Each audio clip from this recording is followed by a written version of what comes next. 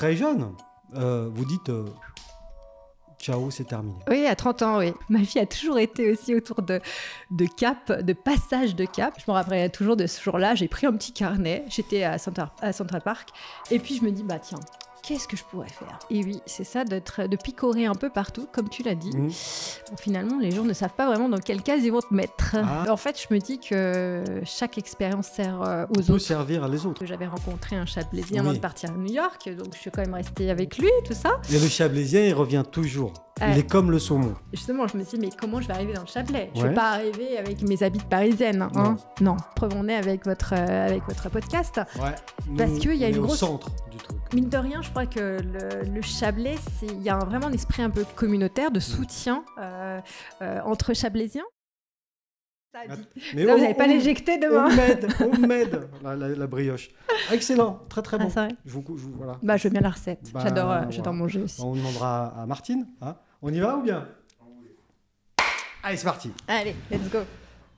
Passionnée par la beauté, le chant, la musique, le théâtre, diplômée d'une grande école de commerce de Vevey à New York, elle a appris à picorer l'air du temps. De retour dans le Chablais, elle est blogueuse, podcasteuse. Elle a d'ailleurs créé le podcast de Mum to be Party. C'est dur ça, qui sème de petites graines de réflexion et célèbre les histoires singulières et les belles rencontres autour de la naissance.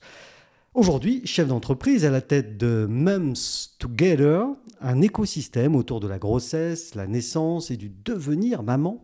Communicante avant tout, elle tente de répondre aux innombrables questions que se posent les futures et jeunes mamans. Aujourd'hui, c'est donc une Chablaisienne que je reçois, Christelle Nikille. Bonjour Christelle. Bonjour. Ouais, c'est bon, hein? Ouais, non, franchement, c'est super bien écrit. J'ai taffé. Ouais, ça se voit. Ça se voit, j'ai réussi à écrire tout ça. Mais d'où viens-tu, Christelle? Alors, pas de loin, de Saint-Julien-Genevois. Oh, oui, mais c'est pas le Chablais, ça. Je sais, je l'ai bien compris. Oui, à Saint-Julien, d'accord. Voilà, bon, tout simplement. Voilà, j'ai grandi à Saint-Julien. Après, je me suis exilée à Annecy. Et après, par contre, là, à partir du moment où je suis partie d'Annecy, je suis pas revenue avant un petit bout de temps. Oui. Et finalement, mon retour, c'est il y a 2 ans. Là, il y a eu un long voyage, hein, quand même. Hein. Donc, si je reprends les choses, alors des études tout à fait classiques. Oui, tout à fait. Et par contre, il y a une entrée dans la vie active que les Chablaisiennes et Chablaisiens connaissent bien, puisque vous avez été frontalière, je crois. Alors, je me suis quand même installée à Vevey. Alors oui, j'ai fait frontalière quand il s'agissait de travailler en tant qu'étudiante. Oui, j'allais travailler, j'ai fait caissière plusieurs fois à la Migros, à la Coop, voilà. Et puis après, quand il s'agissait de mon premier emploi, je me suis installée à Vevey et j'ai travaillé chez Nestlé pendant plusieurs années, donc, au marketing. Dans le marketing et la communication, d'après ce que j'ai compris. Hein. Ouais.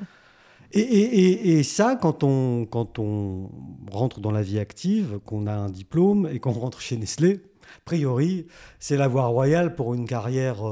toute tracée. Une carrière dans le chocolat. Oui, dans le café. Café. On ne s'imagine pas dans le pet food, mais... Dans le pet food. Vous étiez pour les animaux. En fait, j'ai changé de catégorie de produits. On évolue quand même assez vite dans ce genre de société, d'autant plus qu'ils ont plusieurs catégories de produits. Mais ma dernière expérience chez eux, c'était dans le pet food. Donc, quelle marque alors ça? Alors, il y avait donc Purina, le Purina. Après, vous avez Friskies, Benefood, enfin bref, toutes ces... d'accord. Voilà. Non, parce que Nestlé, c'est énorme. Ouais. Hein. Et alors, là où on pourrait ne pas comprendre... Oui, je pense. Non, mais vous me voyez arriver avec mes gros sabots, mais on pourrait ne pas comprendre, c'est que très jeune, vous dites... ciao, c'est terminé. Oui, à 30 ans, oui. C'est-à-dire à 30 ans, je me suis posé des questions un petit peu sur... Parce qu'en effet, exactement comme vous le disiez, c'est un peu une carrière toute tracée, surtout que quand on fait une école de commerce, on vous montre différents profils et puis vous aspirez toujours à évoluer, à avoir une carrière un peu définie. Et je me rendais compte dans mes responsabilités que je m'éloignais petit à petit du terrain, de l'opérationnel.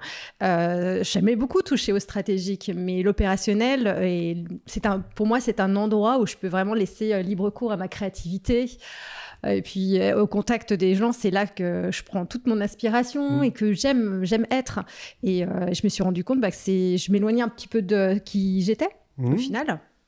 Et puis aussi, je m'éloignais aussi un peu plus de mes passions. C'est-à-dire que j'avais aussi moins de temps à consacrer à mes passions, parce qu'à l'époque, et maintenant aujourd'hui aussi, mais on en parlera certainement après, je chantais. Et c'est vrai que voilà, tout ce qui est artistique m'a toujours chatouillée, a toujours été très présent depuis toute petite. Donc oui, certes, avoir un job, voilà, responsabilité dans un domaine que j'aime, la communication, c'est important, mais aussi avoir aussi les hobbies qui me permettent aussi parfois de joindre les deux, en fait. Bien sûr. Voilà. Et du coup, là, à un moment donné, on se retrouve étouffé dans des salles de réunion avec des projets extrêmement peu concrets, finalement. Oui, alors ça restait quand même concret, mais j'allais pas forcément les déployer. C'est-à-dire que quand vous arrivez à un certain niveau de responsabilité, eh bien vous allez proposer des stratégies à des pays. En tout cas, pour moi, c'était le cas. J'allais proposer des stratégies à des pays et ils allaient décider si oui ou non ils allaient suivre, mettre en place, etc. Donc ma position était de donner des idées, d'analyser, d'être là sur le projet, mais de pas pouvoir le mettre en œuvre. Donc, il manquait un peu cette dernière étape. Et puis, à 30 ans, c'est marrant parce que ma vie a toujours été aussi autour de cap, de passage de cap. Alors, la trentaine, la quarantaine, bientôt la cinquantaine. Et à chaque fois, je me pose quand même des questions. À chaque fois que je franchis le cap. C'est le cas de beaucoup de gens aussi. Tout à fait. Donc, c'est pas anodin. C'est marrant que vous, ce soit vraiment... Ah, mais c'est très marqué. C'est très marqué puisque du coup, à 30 ans, eh bien, comme vous l'avez dit, je marque un réel changement, c'est-à-dire que je démissionne sans savoir ce qui va m'attendre. Après, j'ai relativement confiance en l'avenir, mais ce qui est pas très... ce qui est assez fou par rapport à ma personnalité, qui est parfois un peu angoissée quand même. Et, mais je suis portée par un Chablaisien, tiens. Voilà, donc je rencontre un Chablaisien. Voilà. Il y a beaucoup de Chablais dans mon histoire. Oui. Et donc, à 30 ans, je rencontre un Chablaisien qui, comme moi, travaillait à l'international et qui on me propose d'aller à New York. Alors franchement, moi, quand j'ai su qu'il avait cette proposition-là, un jour j'irai à New York avec toi, voilà. Je suis là. Demain, je viens. Okay. La valise est prête. Voilà, exactement. Donc il fallait encore un petit peu, voilà. Roger démarre l'avion, on fonce. Voilà, c'est ça. Ouais. Ça s'est passé comme ça. D'accord. Bon, ça n'a pas été pour la vie, en tout cas à New York. Non. Mais vous êtes resté combien de temps? 4 mois. Oui, mais 4 mois en immersion totale. Ah ouais, tout à fait. Et du coup, en congé sans solde, quoi. Enfin voilà, vraiment. Ouais, tout à fait. Tout à l'écoute de ce qui se passait là-bas, dans la ville. Ah, complètement. Bon, j'ai quand même. C'est mal me connaître en me disant voilà, j'y vais sans savoir. J'ai quand même un peu préparé mon arrivée, à savoir, comme vous disiez dans votre introduction, je suis quelqu'un de passionné de plein de choses et notamment de beauté. Et avant d'arriver à New York, je me suis dit, essayons de voir qu'est-ce qui s'y passe, etc. Et je me suis inscrite. Alors, c'était vraiment le tout début des réseaux sociaux. Il y avait un réseau social qui s'appelle, je ne sais même pas s'il existe encore, qui s'appelait A Small World et qui connectait des gens intéressés de partager leur intérêt ou leur bon plan boulot. D'accord. Donc, je me mets là-dessus. Okay. J'avais eu connaissance de ce réseau en Suisse et je me dis, tiens, je vais peut-être trouver des gens intéressants sur Small World à New York. Donc déjà, je me préconnecte avant d'arriver à New York. Ouais. Et là, je me dis, beauté, allez. Allez, hop, ça me plaît. Ouais. Donc, allons-y. Donc, je trouve quelqu'un qui, en fait, recherche quelqu'un pour l'aider dans le lancement de sa gamme de cosmétiques, enfin, de revente de cosmétiques bio. Je dis, tiens, cosmétiques bio et tout. Bon, ouais. Voilà. Donc, en fait, mon séjour à New York a été quand même pas mal influencé déjà par les petites découvertes, les pré-découvertes que j'avais faites déjà du côté français. Donc, tu arrives là-bas, hop, tu sais ce que tu vas faire. Voilà, enfin, du moins, je le fais en tout cas en total bénévolat, parce que c'est très bien que quand on arrive à New York... voilà. Et qu'est-ce que tu y découvres là-bas ? Pour toi, qu'est-ce qui a pu changer complètement. En toi. Tout. Déjà, l'entrepreneuriat, forcément, parce qu'en fait, je suis partie avec l'idée que tout allait être possible et que j'allais laisser entrer des personnes ou même des projets dans ma vie. Pourquoi je dis ça? Ce qui est important, à savoir, c'est que quelques années auparavant, j'ai une copine en Suisse, parce qu'en Suisse, c'est quand même assez répandu de faire un break d'un an dans son job. C'est beaucoup plus répandu, je trouve, en France, qu'en France. Et en fait, elle avait décidé de faire une année où elle allait prendre des cours à l'Université de New York. Ce qui est vraiment génial à savoir, c'est qu'à l'Université de New York, vous pouvez faire des cours du soir et que vous n'avez pas forcément besoin d'un visa. Vous voyez, d'étudiants. Voilà, exactement. Donc, vous pouvez, il suffit de payer, mais bon, c'est quand même des cours de qualité. Et j'avais trouvé ça génial. Elle s'était formée à plein de choses. Et je me dis, tiens, moi aussi, je vais prendre le catalogue, puis je vais piocher, puis je vais voir ce qui m'intéresse. Alors, c'est vrai que j'aurais pu choisir cours de cuisine chinoise, mais en l'occurrence, j'ai choisi des sujets qui qui me rapprochaient de ce que je faisais au niveau professionnel, mais qui m'intéressaient, que je ne connaissais pas encore, comme les réseaux sociaux. Donc, on est en 2007, je le précise. Ouais, 2007, t'étais pas né, chef. T'as vu? Voilà. Et oui, voilà. Mais ça y est, non, en 2007, on est au tout début. C'était vraiment l'émergence, notamment du blog, du blog. Et donc voilà, je me Oui, parce que finalement, les gens ont pas ça en tête, mais le tout premier réseau social, c'est le blog. Ouais. Ça a permis aux gens de donner un avis ou de donner un conseil et aux autres de le commenter, etc. etc. Donc avant Facebook, qui a été l'un des tout premiers connus en termes de réseau social, le blog. Et ça, le blog, vous le découvrez là-bas. Tu le découvres là-bas. Alors oui, tout à fait, je le découvre grâce aux cours que je prends. Alors, j'étais qu'avec des étrangers, il n'y avait aucun Français dans l'audience, c'était très, très rigolo d'ailleurs. Et toi, tu maîtrisais bien la langue. Oui, parce que je revenais de chez Nestlé où je parlais l'anglais tous les jours. Le matin l'anglais, l'après-midi l'allemand, un peu l'espagnol. J'aimerais bien. Non, je sais pas. Bon, maintenant, c'est plus tout à fait le cas, je parle plus autant et aussi bien, mais je parle d'autres langues. Mais donc, les cours, c'était pas un souci, quoi. Ouais, non, c'était pas un souci. Alors, ce qui était très intéressant, c'est que il nous amenait un petit peu à regarder ce qui se faisait. Alors déjà, moi, je me regardais. Déjà, d'un côté, je regardais ce qui se faisait dans la cosmétique bio, puisque j'allais aider cette jeune fille qui se lançait dans ce secteur à New York. Et puis, parallèlement, je découvre le monde du blog. Et puis, notre professeur nous demande de créer un blog. Alors là, je me rappelle rappellerai toujours de ce jour-là, j'ai pris un petit carnet, j'étais à Central Park, et puis je me dis, tiens, qu'est-ce que je pourrais faire? Comment il pourrait s'appeler? Alors j'ai commencé à griffonner, et là je dis 30 ans, parce que c'est l'année des 30 ans, puis en beauté, il se passe plein de choses, en beauté, faire le lien, voilà, donc allez hop, on se lance, puis je me dis de toute façon c'est un petit exercice, on y va, machin.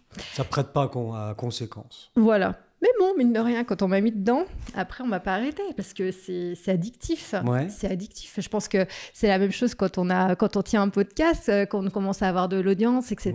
Ça commence à devenir addictif de voir les premiers commentaires, les premiers échanges, interactions qu'on peut avoir avec des lecteurs. On ne sait pas d'où ils sont. D'où ils sont, c'est la magie d'Internet. Small Village.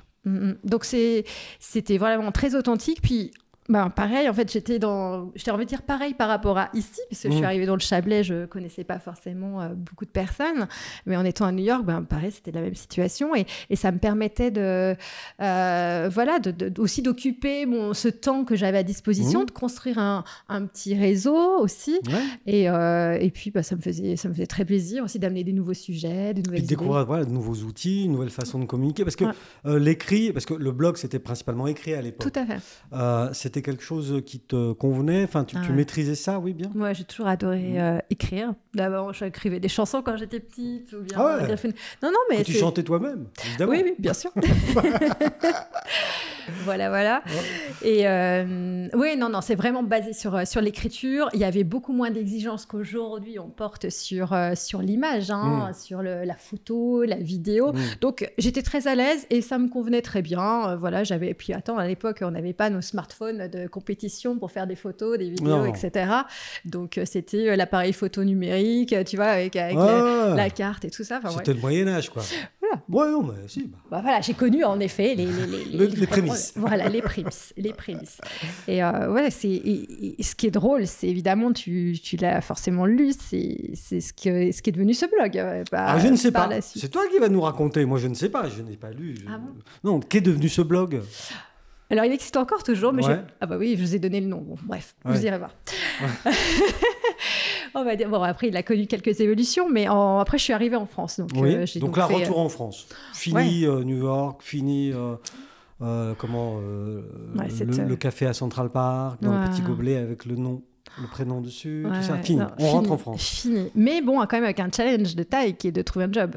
Et oui, quand même. Bah oui, parce que bon, c'était bien cette petite parenthèse sympathique, mais bon, je me dis, forte de cette expérience, je viens avec une carte à jouer, je travaille dans une grande entreprise, etc. Et bref. attendez, j'arrive des States. Yes. Attention, j'arrive. Je parle l'anglais. Ouais, j'arrive des States. Alors, poussez-vous tous, s'il vous plaît. Hein? Bon, je pensais, non, je suis pas comme ça, mais en gros, tu te dis, il va y avoir. Il y a moyen qu'il y ait de l'intérêt. Oui, bien sûr. Ouais. Alors, même démarche qu'avant d'aller à New York, j'ai commencé à tâter le terrain depuis New York, donc j'ai commencé déjà à passer des entretiens sur Skype. Christelle, exactement. Prévoyante. Hein. Ouais. Mais bon, ça se passe non, jamais comme prévu, au final. Donc oui, je décroche des entretiens, super, etc. Et puis, non, ça se passe pas vraiment comme prévu parce que, et oui, c'est ça, de picorer un peu partout, comme tu l'as dit. Bon, finalement, les gens ne savent pas vraiment dans quelle case ils vont te mettre. Ah, donc tu rencontres des DRH ou que sais-je. Et 6 mois d'entretien, j'ai enchaîné. Et ils te disent ah non, et alors ? Et puis New York, vous avez fait quoi ? Et puis, non, des genres de trucs comme ça, je sais pas. Ah non, mais tu résumes très bien la situation. C'est-à-dire que très intéressé de rencontrer cette personne-là que tu as en face de toi. Mais par contre, quand il s'agit de se dire, je vais la prendre dans mon équipe... Donc, fin de non-recevoir. En 6 mois d'entretien, 0 job. Non, 0 job. Si, j'en ai eu un, mais on m'a dit la veille que finalement, il préférait un junior et que... Donc, voilà. Ouais, 0 quoi, en fait. Oui, non, ce que je veux dire, c'est que je l'avais quand même signé. J'étais arrivée au bout, là, c'est bon. Mais non, c'est pas bon. Non, c'est pas bon. Bon. Donc, non. Donc, forcément, je ne suis pas restée sans rien faire, puisque j'avais un blog. Ben oui. J'avais un blog. Ouais, sauf que ça se monétise pas des masses à l'époque. Hein, non. Non, c'est pas grave. Mais c'est pas grave. On continue la passion. Exactement. Mais tu as bien résumé, c'est exactement ça. C'était passion. Par quelque chose quand même sur ces choses-là. Ouais. Donc la passion. La passion. Donc je continue. Et puis après, c'est vrai que ce soit New York ou Paris, c'est source d'inspiration. Il se passe beaucoup de choses. On va dans les magasins, il y a toujours des nouveautés. Donc j'avais toujours quelque chose finalement à dire, à alimenter. Et puis finalement, il passe pas inaperçu. Alors moi, je dis pas que je passe pas inaperçu du côté des jobs, mais finalement, du côté de ce que j'étais en train de faire sur le blog, ça commence à pas passer inaperçu auprès de ceux qui réellement s'y intéressent. Parce qu'en entretien, quand je disais que j'avais un blog, on rigolait bien. Ouais. C'est qui cette fille qui me parle d'un blog ? À l'époque, le blog, c'était l'image de quelque chose, d'un journal personnel, etc. Intime, journal intime. Voilà, on pouvait pas avoir Et c'est vrai que là, il y a une vraie grosse différence entre cette époque dont tu parles et aujourd'hui. Aujourd'hui, un chef d'entreprise ou un DRH, suivant le métier, il va à un moment ou à un autre demander à l'interlocuteur s'il a une communauté avec lui, s'il a quelque chose qui le suit derrière. Et ça, c'est un vrai gap, il y a un vrai changement de paradigme dans la communication. Oui, bien sûr, c'est d'une force aujourd'hui d'avoir une communauté. Et même d'ailleurs, quand tu veux lancer un business, c'est même bien d'avoir déjà une communauté à ton actif. Sauf qu'au tout début, les DRH, là, même pas, ils regardaient ça. Bon. Dont acte. Et donc toi, avec ce petit blog qui commence à avoir son petit succès, tu commences à choper des contacts alors, mais dans un autre univers. Alors oui, ça va être finalement l'univers de la communication des prestataires de services, parce qu'eux voient bien qu'aussi il y a un potentiel. Et puis, il y a quand même des marques qui s'y intéressent. Notamment, souvent, c'est quand même les marques de beauté, j'ai envie de dire, souvent les marques de beauté. Donc ça tombe bien. Ça a commencé comme ça, influenceuse beauté. Exactement. Non, mais c'est vrai, Oui, ça a commencé comme ça. Ah oui, influenceuse beauté. Alors, c'est bizarre de le dire parce que c'était vraiment blogueuse beauté, mais influenceuse beauté, oui, pourquoi pas. J'en sais rien, moi. Je sais pas. T'as vu la non, mais voilà, moi, Non, la bien beauté, je sais ce que c'est, j'en ai entendu parler. Oui, bien sûr, je sais. Et puis bon, bah, je continue. Maintenant, je les fais travailler, c'est différent. C'est donc ces personnalités. Alors, il faut bien qu'on résume, parce que c'est une époque charnière, en fait. Et dans la communication, les moyens de communication, il y a des gens qui sont déjà dedans, dans le futur, ou en tout cas dans le présent, et d'autres qui n'y sont pas. Tu viens de le dire clairement. Toi, tu arrives, tu dis je fais ça, je sais faire ci, je sais faire ça. Ces compétences-là de blogueuse, ça n'intéresse personne, dans l'ancien monde, pas des masses. Donc du coup, tu te trouves avec des marques qui commencent à s'intéresser à ce que tu fais. Exactement. Et c'est vraiment c'est génial parce que je me suis dit, bon, bah, moi, j'ai essayé d'entrer par une porte, si tu veux, et puis finalement, bah, j'en trouve une autre qui s'ouvre, en tout cas, sur laquelle je force un petit peu les choses avec ma proposition de contenu. Et puis après, je trouve des agences aussi, des agences de communication qui commencent à s'intéresser au travail, à ma capacité aussi d'observer et de pouvoir proposer plus tard des profils de blogueuses pour pouvoir mener des opérations. Et ça, c'est quelque chose que j'ai toujours fait, si tu veux, en parallèle, c'est-à-dire à la fois être partie prenante, donc créer du contenu moi-même, de mon côté, et en parallèle de pouvoir être force de conseil et de proposition pour des marques ou pour des agences quand il s'agit de mener une campagne de communication sur les réseaux sociaux. Parce que forcément, moi, je venais de la communication, donc ça m'intéressait de me dire, bah tiens, on peut justement un peu révolutionner notre manière de communiquer, de créer de la proximité avec des consommateurs et des lectrices. Donc donc j'ai commencé vraiment... C'était rigolo parce qu'à l'époque de New York, j'avais lu un livre sur le marketing et qui disait que tout arrive par accident, souvent. Bah oui. C'est parce que le tarte tatin. Voilà. Non, mais il y a plein de créations d'entreprises, bien sûr. Ou d'entrepreneurs qui sont nés, et encore aujourd'hui, de reconversion parce que on ne trouve pas, les portes sont fermées ou que on ne trouve pas un produit ou une chaussure à son pied, on va essayer de la concevoir. On va la créer. Voilà, exactement.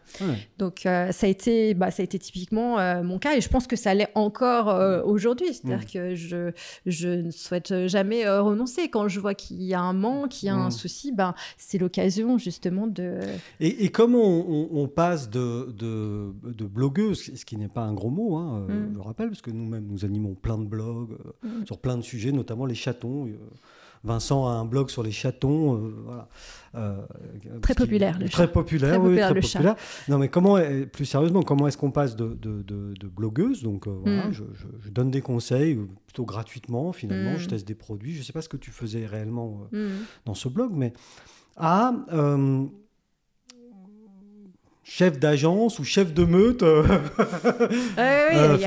ayant fédéré avec elle un groupe de jeunes femmes, j'imagine.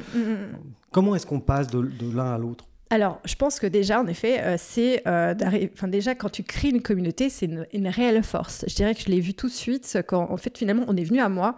C'est assez rigolo. On est venu à moi pour justement organiser des tables rondes, donc tables rondes marketing. Tu vois, quand tu soumets un concept et que tu recueilles l'avis d'une cible sur le sujet. Du fait que j'avais justement cette communauté très ciblée, parce qu'il faut savoir que 30 ans beauté, ça a été une partie de mon expérience de communauté, mais je suis tombée enceinte donc en 2010. Et comme là, tout doit servir. Eh bien, il se trouve que là, je vois qu'il y a un gap aussi, c'est qu'on communique pas vraiment, pas de manière... ouverte sur la maternité. On va dire qu'on communique de manière très médicale sur la maternité. Qu'est-ce que je peux faire ? Qu'est-ce que je peux pas faire ? Il y avait tous les forums, etc. Mais c'est toujours très angoissant. Il y a ça, et puis il y a tout ce que la publicité nous vend autour de la maternité, une espèce de doux rêve, une espèce de parenthèse enchantée. Tout à fait. Mais entre les deux, il y a... Il y a un fossé, il y a encore un gap. J'identifie le gap, et là, je me dis, puis même c'est parce qu'à titre personnel, je le vis. Je me dis, mais là, il y a trop besoin d'avoir une nouvelle une nouvelle proposition de conseils, d'échanges. Et puis moi, qui étais toujours comme tu disais, avec l'esprit de fédérer, je commence à organiser des événements. J'organisais déjà des événements sur ma communauté de 30 ans beauté régulièrement. Donc, je fédérais à la fois mes lectrices, des experts et des blogueuses. À Paris, c'était à Paris. Ouais, je faisais ça. Ouais. Donc, il y avait un talent. Donc, j'adorais valoriser, par exemple, le nail art, les filles qui savaient faire des coiffures, plein d'autres choses, ou faire la cosmétique soi-même. Aujourd'hui, c'est très répandu. Mais à l'époque, non. À l'époque, pas du tout ça. Un espèce de Exactement, ça émergeait. Ouais. Donc, je faisais connaître ceci en mettant un peu le coup de projecteur grâce au relais des blogueuses.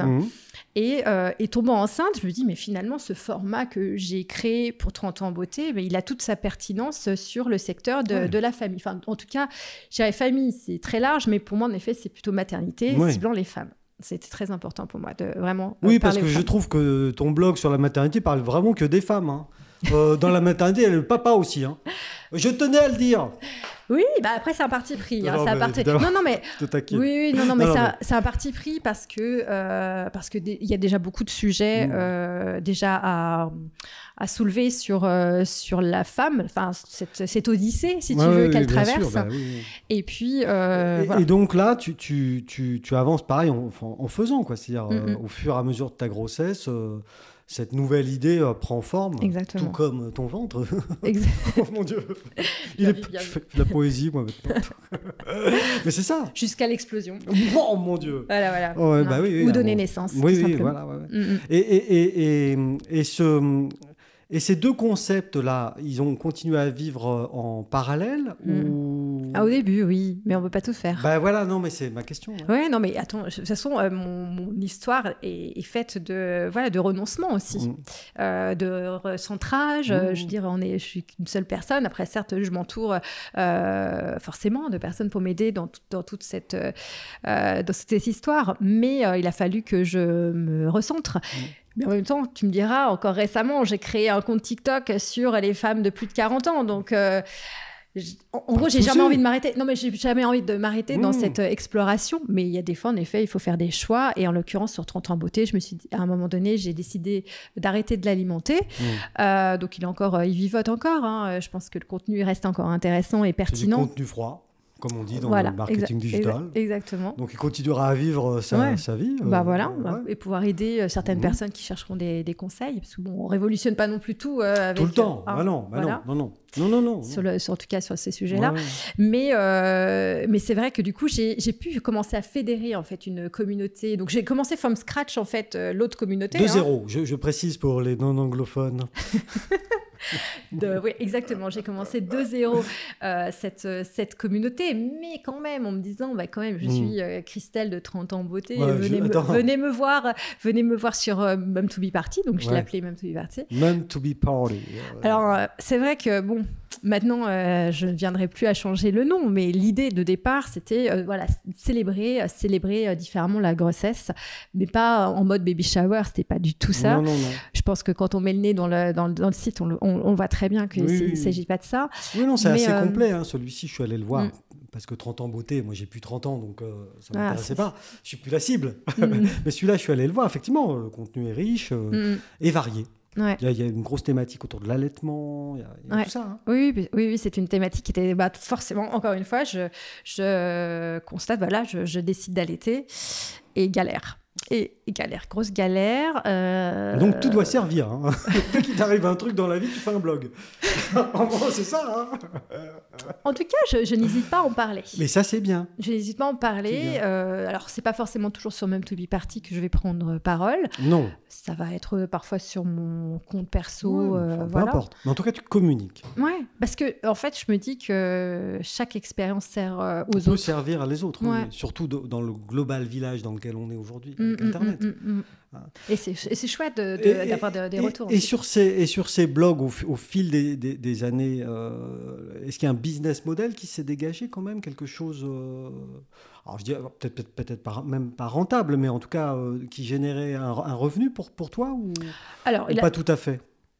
Je pense que tout c'est très bien, on va dire, imbriqué, puisque je n'avais pas que le blog comme source de revenus. Non, mais c'est intéressant ça, pour ceux qui nous écoutent. Oui, bien sûr, pour une personne qui souhaiterait se lancer. Bon, de toute façon, voilà, pour une personne qui souhaiterait se lancer, mais en fait, finalement, je l'ai vu quand il y a eu le Covid aussi.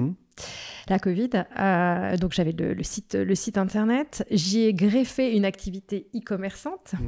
J'ai tout testé, vraiment, j'ai tout testé. Bien, je me suis dit, cette communauté, elle a de la valeur.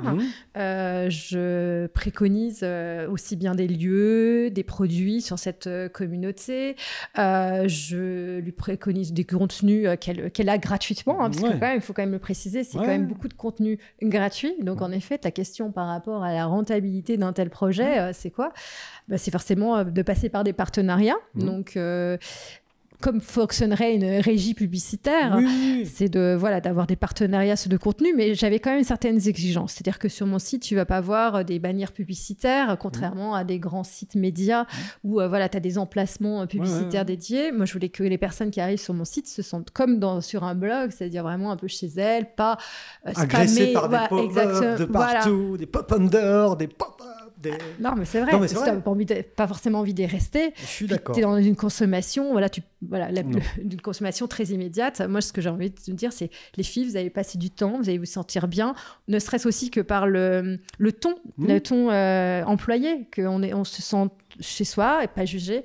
Et je le vois aussi au temps de lecture, en fait, passer sur les articles. Donc ça, c'est quelque chose que forcément, je mettais en avant auprès des partenaires. C'est que si on est partenaires ensemble, vous allez être déjà bien valorisé au terme sur votre expertise.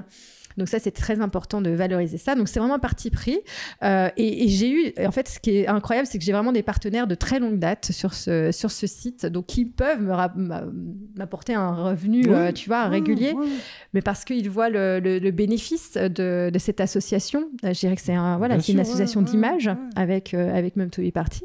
Et puis finalement, comme je l'ai dit, c'est que au tout départ, Mum to Be Party, je l'ai lancé pas tel un blog, j'ai lancé tel un concept d'événement. Oui, c'est ça. Hein. De rencontres. To be party. Exactement. De fédérer, de réunir des... Les mamans font la teuf, quoi, en gros. Un Français saurait donner ça, quoi. Oui, ça aurait pu être ça, mais tout est articulé comme autour du conseil. Vraiment, je repars de cet événement partant avec déjà plus de confiance en moi, avec des vraies cartes, des vraies clés en main pour être mieux armé face, par exemple, à l'allaitement, face au bébé qui peut développer un eczéma, enfin bref, plein de choses. Tout ce qui peut arriver. Voilà, tout ce qui peut arriver. Le bébé trop près du mur, bercé. Oui, non, mais bon, mine de rien, c'est aussi l'objectif de Mum to Be Party, c'est de pouvoir à la fois avoir du plaisir dans sa grossesse et de se dire que, comme tout le monde le dit, ce n'est pas une maladie, mais néanmoins, ça peut aussi être fait de mots et de situations plus compliquées. Comme on gère le postpartum, j'ai lu aussi. Exactement. Non, mais ça c'était. J'ai lu le titre seulement. Mais non, mais c'est bien, j'ai lu quand même le titre. J'ai fait baisser la durée de lecture, par contre. Non, mais donc du coup, puisque je l'ai dit au tout début, mais je le rappelle quand même, tu sors d'une grande école de commerce quand même, donc à un moment donné, le business, les affaires, tu sais ce que c'est. Oui, bien sûr. Mais j'ai aussi appris avec le temps, déjà à tarifer, tu vois, de se dire combien je vais tarifer le prix d'un article sponsorisé, combien j'ai tarifé le sponsor d'un événement, tu vois. Donc tout ça, il faut évaluer un peu son temps passé. Et puis comme toute personne qui a son compte, en fait, tout simplement. Et puis après, forcément, l'audience grandit, la réputation de la marque que tu crées grandit. Tu invites aussi des experts de qualité. Et après aussi, il y a toute la partie, la démarche conseil, en fait, qui est très, très forte. Donc, c'est pour ça que j'ai donc une agence, en fait, qui est Mums Together, qui, elle aussi, a pris le pas sur, justement, ce côté créa de contenu, on va dire, que tu trouves maintenant beaucoup plus facilement. Parce qu'évidemment, au départ, j'étais vraiment toute seule sur le secteur. Et puis aujourd'hui, beaucoup de personnes commencent à maîtriser les réseaux sociaux, ont envie aussi de prendre parole sur ces sujets. Donc, je ne suis plus du tout seule. Par contre, j'ai été quand même, en effet, pionnière sur l'accompagnement dans la gestion d'influence. Alors maintenant, on appelle ça l'influence, mais au tout début, c'était les blogueuses.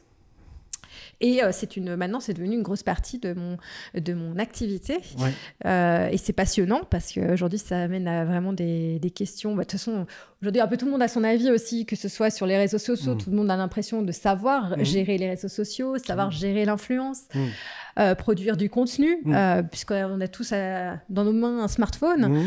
Mais enfin, il y a produire du contenu et produire du contenu. On est d'accord. Si j'ose dire. On est d'accord. Mais c'est un peu comme quand je faisais de l'événementiel. Tout le monde disait, bon, moi, organiser un événement. Tout le monde sait organiser un événement. Ouais. Tu parles, Charles. Donc, voilà. Mais ça paraît simple, en fait, à prime abord. Et au final... C'est pas si simple que ça. Non, il y a des enjeux réels de réputation, quand même. Aussi, oui. D'image et c'est vrai que c'est la raison pour laquelle en fait les marques aujourd'hui me font confiance parce que j'ai aussi tout ce background en marketing et communication qui fait que je sais quelles sont les exigences des marques. Et donc il y a eu donc le blog, il y a eu les réseaux sociaux et le podcast aussi qui est arrivé. Oui, alors le podcast... Assez vite ou il y a combien de temps, non? 1 an ou 2? Non, en fait, il est venu en support il y a 2 ans. Il est venu en support en fait d'un concept d'événement que j'ai lancé autour de l'allaitement. Ah oui, j'ai vu ça. Oui. On va les écouter, Vincent. Tu verras, ça te fera du bien. Tu vas apprendre beaucoup de choses. Ah ouais, non, c'est vraiment... non, mais c'est vrai, j'en ai écouté un. L'allaitement est passionnant. C'est un sujet vraiment...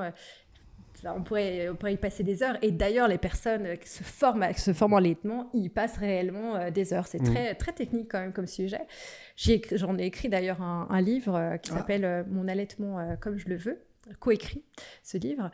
Qui est déjà sorti? Oui, qui est sorti aux éditions Le Duc. Alors maintenant, il y a 3 ans. Ça fait 3 ans.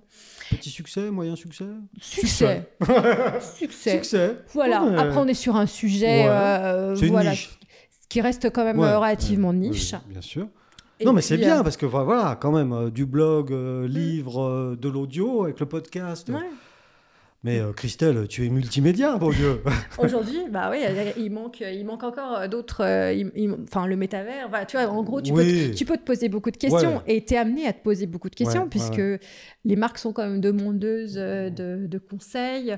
Aujourd'hui, tu vois, on parlait beaucoup d'Insta, mais aujourd'hui, j'accompagne aussi sur TikTok. C'est pas simple, hein. TikTok, on attend parfois des agences avec des jeunes personnes qui vont pouvoir conseiller sur cet outil qui semble être destiné qu'aux jeunes, ce qui n'est pas le cas. Enfin, on a beaucoup en fait d'a priori sur les réseaux sociaux, comme à chaque fois. Enfin, l'a priori qu'on avait sur le blog il y a 15 ans. Ce que tu expliquais au tout début. Mais on continue toujours Après, la communication est différente. En tout cas, sa grammaire est différente. Comment est-ce qu'on écrit les choses? Mais sinon, c'est un outil de communication. Ouais, non, mais donc c'est très intéressant. Et c'est vrai que du coup, pourquoi pas explorer ce réseau social et puis le proposer. Alors, j'ai toujours pour habitude, en effet, de mettre le nez dedans, de vraiment l'explorer à titre personnel, pour ensuite être encore plus capable de pouvoir le préconiser dans certaines des stratégies de communication de mes clients. Donc, et puis bon, c'est fort amusant, hein, parce que l'idée, c'est d'avoir... Fort amusant, je crois que c'est le mot. Fort amusant. C'est fort amusant, Christelle. Voilà, écoute, je m'inspire de ton texte très bien écrit du début. Hein. Je reste dans le même phrasé. Mais c'est fort amusant, effectivement. Non, mais évidemment, oui. On s'amuse. Oui, on s'amuse beaucoup. Oui. Et voilà, je pense qu'il faut toujours que ça reste un plaisir, tout en étant très sérieux dans notre démarche auprès de mes clients. Donc là, tes projets, on l'a compris, hein, c'est de continuer sur ce concept, finalement, avec les nouveaux outils. Ouais, et il y a d'autres challenges que tu aimerais relever, Christelle? Écoute, déjà à titre personnel, depuis que je suis arrivée dans le Chablais, parce qu'on n'a pas forcément beaucoup parlé de Chablais. Quand est-ce que tu es revenue dans le Chablais? Il y a 2 ans, juste après Heureusement que tu es là pour poser les bonnes questions. Non, parce que qu'est-ce que je fais là en fait, finalement, oui, c'est vrai. Comment je suis arrivée on était à Paris. On était à Paris. À New York, Paris, et après Los Angeles, non. Comment est-ce que tu reviens dans les parages? Comment j'arrive ici? Déjà, je vous avais dit quand même que j'avais rencontré un Chablaisien avant de partir à New York, donc je suis quand même restée avec lui, tout ça. Et le Chablaisien, il revient toujours. Il est comme le saumon. Ouais. Il revient toujours sur les lieux de sa naissance. Ça, je l'ai compris. Oui. Ça, je l'ai compris. Oui, oui. Alors bon, les autres diront que moi aussi, je suis revenue aux sources, puisque je suis au Oui, tu Savoyard. n'étais pas loin quand même, oui. Mais non, en fait, c'est l'expérience de la situation sanitaire à Paris qui a été déclencheuse de pas mal de choses. Ouais. On est toi, tu as vécu Covid à Paris, dans 42 mètres carrés. Bon, un petit peu plus, 62. j'ai eu un petit peu plus de chance, mais mine de rien, ça reste avec des enfants. Donc oui, ça réduit la surface si tu veux. Ouais, On est 42 finalement, mais même on est encore généreux. Et donc c'était une drôle d'expérience, ça. Ouais, tout en travaillant, les deux, de notre côté. Oui, bien sûr. Ouais. En gérant, en plus, à l'époque, je gérais la partie e-commerce de mon site et je n'avais plus du tout de personnes pouvant m'aider physiquement à préparer les petites commandes, etc., qui n'étaient pas des petites commandes, qui étaient plutôt devenues des grosses commandes du fait que tout le monde passait par Internet. Bien sûr. Donc, c'était une logistique de fou. Et une période difficile. Oui, à la fois, franchement, je pense qu'on en a tous quand même un bon souvenir. Et les enfants en gardent un bon souvenir quand je leur en parle. Oui. Ils ont trouvé ça super cool. Ouais, forcément, c'était un peu fun pour eux. Ben oui, ça change. Parce que voilà, c'était papa-maman qui faisait les cours, mais que d'1 heure par jour, donc ça allait. Ouais. Voilà. Puis bon, maman qui fait le cours. Pardon, mais voilà. rien à voir avec Madame Gibault. Moi, je me disais, mais pourquoi c'est pas mis sur Internet ? Je veux bien lui passer les... Et du coup, tout ça, voilà, ça fait qu'à un moment donné, vous posez des questions avec Monsieur Chablaisien. Exactement. Et puis voilà, sur un peu un coup de tête, on se dit, tiens, on va regarder... Qu'est-ce qu'il y a comme opportunité. Et du fait aussi de mon activité qui pouvait être... Toi, tu peux le faire de partout. Et finalement, il a pu New lui York, aussi Singapour, faire de même. Los Angeles, on l'a dit tout à l'heure. Ouais. Vraiment, tu peux faire de partout. Ouais, c'est vrai que c'est donc, une grande chance. Il a retrouvé un job par ici, quoi. Alors lui, il l'a fait en télétravail. Il a pu se mettre en télétravail avec des allers-retours nécessaires à Paris. Ah, d'accord. Et donc finalement, on est les deux à aussi pas mal bouger à Paris régulièrement pour notre travail.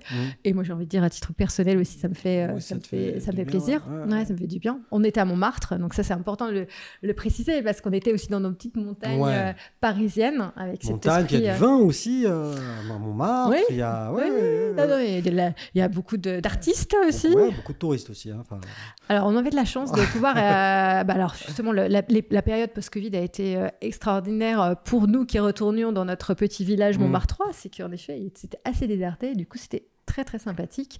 Et là, du coup, on s'est récemment un peu heurté à justement ce flot de touristes et se dire, finalement, Paris, c'est plus la même. Non. Tu vois et du coup, cette période de ta vie, de notre vie à tous, puisqu'on l'a tous vécu, avec dans nos univers différents, mais on l'a tous vécu cette période-là. Et vous a amené à revenir dans la région et à faire, en l'occurrence pour ton compagnon, ton mari, je ne sais pas, du télétravail non-stop, quoi. Il est en télétravail quasiment. Oui. Alors, il a quand même plusieurs jours où il doit être à Paris chaque semaine, soit Paris ou bien soit en déplacement professionnel en Europe. Donc voilà, c'est quand même une organisation. Alors, il y a pour les frontaliers, c'est aussi c'est une sacrée organisation, fatigue liée au transport. D'une certaine manière, ça allait aussi pour lui. Mais ça a quand même changé beaucoup de choses, en fait, dans notre quotidien, même moi, dans ma manière de travailler et de revoir un peu mes priorités. Je pense que quand on parlait justement de se recentrer sur qu'est-ce qui est important, sur son savoir, aussi bien son savoir-faire, son organisation du temps, je pense qu'à Paris, c'était parfois un peu plus illimité. Beaucoup plus illimité parce que on a toute l'organisation qui suit derrière, avoir une babysitter qui peut rester jusqu'à 7h30 voire 8h, c'est coutume de pouvoir le demander et de la trouver. Ici, ce sera beaucoup plus difficile de pouvoir mettre en place cette même organisation. Bien sûr, donc en fait, on pousse les journées un peu plus loin, en tout cas à Paris, et puis on est toujours dans une dynamique de consommer plus, consommer plus de restos, consommer plus de sorties, exactement. Ce qui n'est pas le cas. De vêtements brillants. Non, mais moi je les trouve ici, il n'y a pas de problème. J'ai ma boutique juste derrière chez vous d'ailleurs, Fétiche. Et puis, petit clin d'œil. Clin d'œil à, je ne sais plus son prénom, mais Voilà, j'ai oh là là là, la dame de thé. Prisca. Prisca, mais oui, Prisca, c'est ça. J'adore ce que tu fais. Ouais. Prisca, elle adore ce que tu fais. Ouais, non. Bah voilà, avoir de la couleur, de la paillette, c'est important d'en avoir où qu'on soit. Paillettes dans la vie. Voilà. Ah, c'est important. Ouais, donc non, mais c'est bien. Et donc, du coup, c'est comme ça que se passe le retour dans le Chablais. Mais est-ce que c'est extrêmement rapide ou est-ce qu'il y a plusieurs étapes d'abord, on met un pied et puis ensuite... franchement, en un mois, d'ailleurs, nos amis nous disent, mais ils n'ont pas vu venir. En un mois, c'est tout plié. Ah ouais. En un mois, c'était plié. C'est-à-dire qu'on a pris la décision fin mai et puis début juillet, on était là. Ah ouais. En fait, il a suffi qu'on trouve un lieu déjà pour maison, s'installer. Ou exactement. l'appartement, je sais pas. Exactement. Plus grand qu'à Paris. Alors oui, plus pas grand. Pas tant. Non, après plus petit. Non, mais voilà, on s'y est mis, on est très bien. Ouais. Mais après, oui, ce qui a pris plus de temps, c'est de s'accoutumer, enfin de reconstruire en fait sa vie. Pour mon conjoint, lui étant du Chablais, lui c'est génial, il a pu renouer avec ses copains d'enfance, avec tout ça. Ah ouais. Non, et ses passions. Il n'a pas trouvé que ça avait changé, enfin ils avaient changé. Non, mais je sais pas. Ah non, pas du tout, parce qu'il a toujours gardé contact. Quand, et je pense quand on a voyagé de par le monde, on peut être déçu en revenant. Non, au contraire, je pense que ça fait du bien aussi ce retour aux sources et de revenir à une certaine forme de... Donc lui, il a retrouvé un vrai équilibre, il est... voilà. Ouais, oui, tout à fait. Et toi Et moi, moi, ça a été plus progressif. Voilà, tu sais que j'aime bien trouver les bons mots. Oui, cherche et tu trouveras. Je cherche et j'ai trouvé. Donc là, en effet, oui, j'ai trouvé. Progressif. Ouais, progressif. Au tout début. Alors, j'ai pas de chance quand même parce que j'avais plein d'énergie, je trouve une activité géniale. Le chant. Donc je renoue avec le chant. Le fameux chant, oui. Grâce à ma fille qui me dit qu'elle a envie de faire du chant. Je dis, on va chanter. Ouais. Ok, elle va chanter. Ouais. Puis il a suffi que j'aille l'accompagner à un cours pour me dire. Je chantais aussi, moi. Ouais. Voilà. Sauf que un mois après, reconfinement. Ouais. Donc la première année, c'était ça. C'est-à-dire que pour tout le monde. Mais bon, tu sens quand même l'isolement un petit peu plus quand tu... Enfin, tu vois, tu peux pas dire à la voisine, on va aller faire un petit tour, tu vois, une petite balade, etc. Tu es quand même un peu plus seul quand t'as pas forcément ton cercle d'amis juste à côté, à proximité, ou tes petites habitudes. Et au fur et à mesure, tu t'y es fait. Oui, grâce au fait que j'ai finalement, grâce au chant, parce que le chant m'a permis de mener un nouveau projet. Alors, c'est plutôt un projet personnel, qui est de créer avec d'autres personnes une association musicale qui s'appelle Anti-Musical. Anti, donc... Anti. C'est marrant, hein. Je m'en doutais. Non, mais au vu du nom, tu vois, je me suis dit, tiens, ça c'est Anti. Anti, donc musical. Voilà. Et c'est quoi l'objet de ça, alors? Donc, en fait, on est tous passionnés. C'est de monter des spectacles Exactement. Oui. On en a déjà proposé. Pour Noël, on a monté un brunch spectacle. Ouais, attention, du lourd. Alors, Noël, c'était il y a longtemps. Hein, on s'en souvient plus. C'est vrai. On s'en souvient plus. Pour ceux qui vont écouter, ça sera c'était très longtemps. Mais c'était bien, d'ailleurs, ce petit brunch musical. Ouais. Et alors, ça se conçoit comment, cette petite chose? Cette petite fête. Non, je sais pas. Oui, non, mais justement, cet événement, ça se conçoit. Mais il y a toujours aussi de l'événement. Alors, dès que tu arrives quelque part, tu montes un truc, quoi. Quand on aime, on aime faire. Mais alors, ce brunch de Noël, c'était quoi alors? Le concept, c'était de proposer en tout cas, on a monté 2 spectacles de Noël. Un spectacle autour d'incontournables de Noël, mais plutôt en type balade. On écoute, le petit papa Noël. Enfin bref, en gros, tu prends les titres plutôt classiques de Noël, pendant lesquels les personnes pouvaient prendre leur brunch tranquille, discuter, etc. Et c'était à quel endroit dans Anti alors? C'était à l'Espace du Lac. Ouais. Voilà, donc qui se prêtait bien, table ronde, bien joliment décorée, ambiance, grosse décoration sur la scène, etc. Et puis, et après, on passe dans le côté plus festif, dansant, paillettes, évidemment. Le brunch du Nouvel An. Qui, qui ressemble un peu plus au brunch du Nouvel An. Bon, les gens avaient déjà mangé, donc là, il était temps de passer aux autres choses, hein, ou goûter et et autres choses.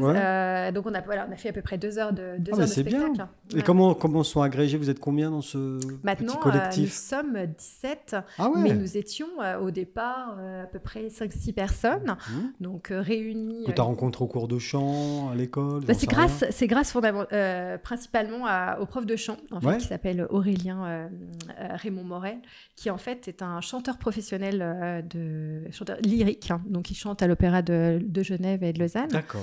Et voilà, de par son réseau, de par le fait qu'il soit aussi professeur de chant sur Antilles, a pu aussi sonder d'autres personnes pour rejoindre le groupe. Et cette année, la grande différence, c'est qu'on a décidé de monter un chœur. Donc, nous, on était chanteurs solistes au départ. Et là, ça change tout, le chœur. Mais chœur, combien de chœurs dans le chœur? 10 personnes. 10, mais 10, ça commence déjà. Il faut... Déjà, ils sont arrivés mi-septembre, ils étaient déjà sur scène fin novembre, sur le spectacle dont je viens de parler. Voilà, le fameux brunch. Oui, tout le Chablais est au courant du... Mais non, justement, alors du coup, maintenant tout le monde... Et alors, justement, sur ce collectif, il y a des projets de spectacle sur l'année 2023? Oui, complètement. Parce qu'on sait très bien que la région est très animée l'été, à partir de fin juin jusqu'à août compris. Oui. Donc, ce sera l'occasion justement de proposer en tout cas plusieurs petits spectacles. Nous, ce qu'on adore, c'est chanter de la comédie, de la variété française et anglophone, voire parfois on va aussi sur d'autres langues. On a chanté par exemple Douce nuit en allemand. Enfin, on aime bien. Ça met un petit ton un peu sec, mais c'est agréable. Non, je ne sais pas. C'est pour nous exporter chez nos pays voisins. Oui, bien sûr. Bien sûr, nos amis suisses qui sont germanophones. Qui sont nombreux à nous écouter, j'imagine. Mais très nombreux. Oui, le Chablais, ce n'est pas que côté... Non, tout à fait, Christelle, tout à fait. Non, mais c'est important parce que je suis aussi suissesse, il faut quand même le rappeler. Hein. Attention. On n'a rien dit. Vincent, c'est pareil. Donc, lui aussi, il a les 2 cartes d'identité, 2 passeports. Donc comme ça, on est tranquille. Voilà. Et du coup, ta fille, elle chante avec toi ou elle a arrêté? Elle a arrêté. Mais trop le gros regret de ma part. Et puis mon fils chante super bien aussi et j'arrive pas, en fait. Je sais pas. C'est de la faute du papa, en fait. Pourquoi? Je ne sais pas. Parce que maintenant, ils sont dans le foot. Les deux, à fond. À fond. Puis avec une année de Coupe du Monde en plus. Non, mais là... Ils sont dans quel club, les petits, alors? Eh bien, il y a Anti, le groupement Anti-Margencel, qui est pour le petit, et puis pour la grande, l'équipe de Douvaine féminine, puisqu'on a de la chance d'avoir des super équipes dans la région de foot. Oui.